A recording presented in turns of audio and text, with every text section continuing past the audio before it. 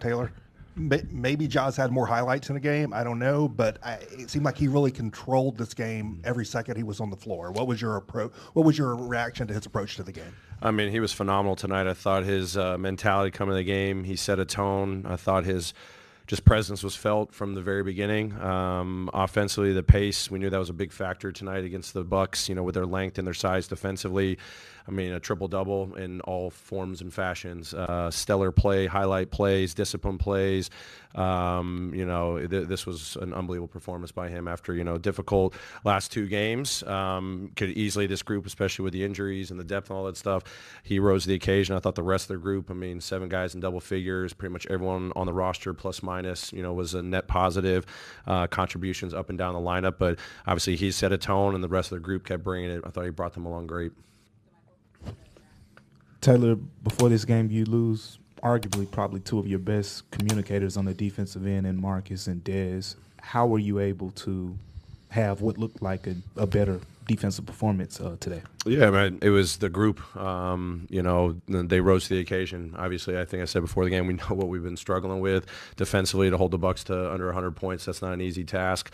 Obviously, Giannis, a stellar player. Damian Lillard, a stellar player. And, we try our best on Giannis. He makes it really tough on you, the force that he plays with. And, just really limiting Dame was a big focal point tonight. And I thought, Jalen Wells set a tone there. Scottie Pippen set a tone. Different guys that ended up having to be switched on to him.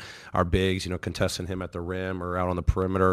It was just a group effort. The communication was phenomenal. I kept telling the guys to be relentless all night with our communication, our discipline, our pace, whatever the situation presented, just be relentless, carry that mentality. And the guys definitely did it for 48 minutes, and I'm very proud of them. Taylor in the back. Obviously, the rotations have been a big topic of conversation. I don't think until the game got out of hand in the third quarter, there was a point where neither Ja nor Jaren were on the floor tonight, especially after losing Dez and Marcus. Was that a key focal point for you? Yeah, we definitely had to adjust our, rotations tonight. Switched up Ja playing 2 stints. A little bit longer stints, knew that we were going to need him tonight. He's been building up for this. This has been kind of part of our plan as, been rolling out. Obviously, missed a game a couple of nights ago, and this has been 6 and 9. So to see how he responded, play with great pace, and then from a group effort to be able to, they were still under 30 minutes. We're still trying to build them up and all that stuff. But luckily, we were able to save some minutes at the end, that you can just bank in the future. But, him and Jaren staggering them throughout the game. I think there may have been a small stretch where they were out. We got to clean some of that up. Some of our turnovers definitely hurt us, allowed them to get outscored 30 points, and only holding them to 99. That's something we got to clean up. Obviously, Ja can orchestrate a lot. When he's not on the floor, we got to clean that up a little bit right now.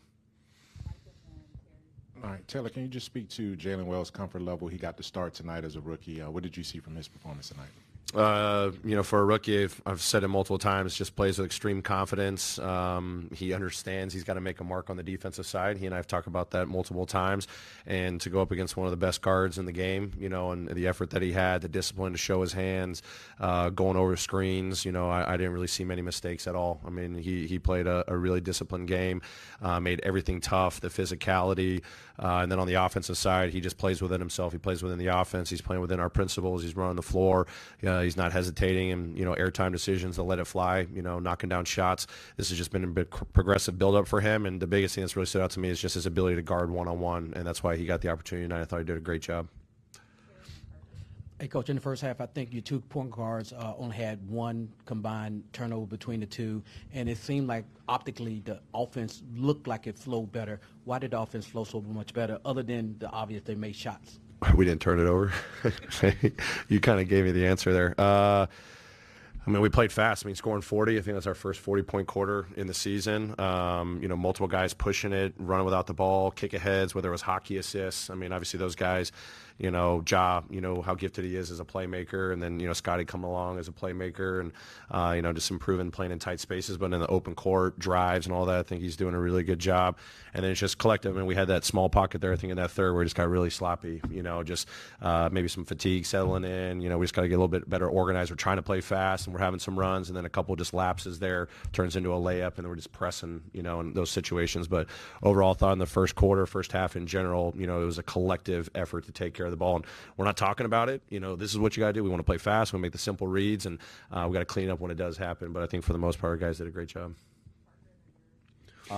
Taylor. So Jake LaRavia, double-double off the bench, multiple assists, multiple steals. He's a guy that hasn't had the chance to play with Ja and Jaren over the past 2 years until now.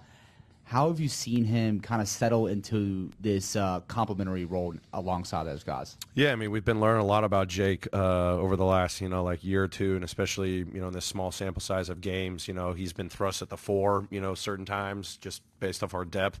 Playing him at the 3 a little bit more the last couple games, I think allows him to, play with his strengths, his size, his offensive rebounding. I think he's doing a great job running the floor, moving without the ball.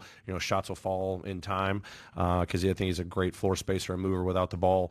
Defensively, I think he's doing a great job just being really disciplined, going over the guys that needs to go over, his foot speed, playing with physicality. But, his ability to win these 50-50 balls for us, especially at that 3 spot, has been huge for us. We got the 2 bigs, trying to clear out the paint. He's coming in swarming on the defensive side, getting rebounds over Giannis tonight, or if it's on the offensive side, being one of our crashers, regardless of who he's playing with. But having guys like that, when we're going to lean into Ja and Jaren right now for, I don't know how long, you need guys having that mentality. We just talked about Jalen, you talk about Jake, that's really important for us moving forward.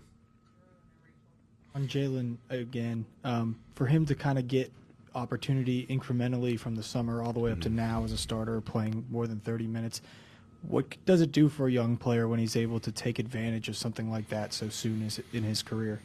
I don't want to answer for him.